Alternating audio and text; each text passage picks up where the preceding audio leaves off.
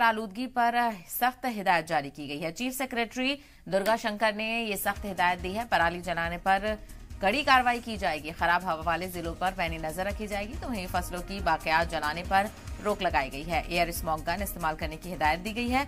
Water sprinkler का इस्तेमाल भी करने का हुक्म दिया गया है। ठंड बढ़ने के साथ फिजाई आलूदगी भी बढ़ रही है।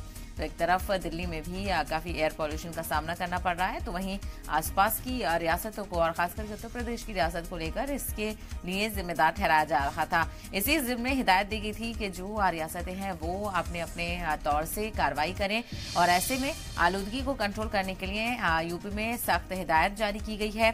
चीफ सेक्रेटरी जो है दुर्गा शंकर, उन्होंने ये सख्त हिदायत दी है जिसमें कहा गया है कि अगर पराली आपने जलाई तो आपके खिलाफ सख्त कार्रवाई की जाएगी। खराब हवा वाले जो जिले हैं, जिन जिलों की जो एयर क्वालिटी है खराब है, उस पर पैनी नजर रखी जाएगी और जो फसलें कटने के बाद जो उसके बाकियात हैं, जिसको पराली कहा जाता है, वो जो जलाया जाता है उसको जलाने पर भी रोक लगाई गई है।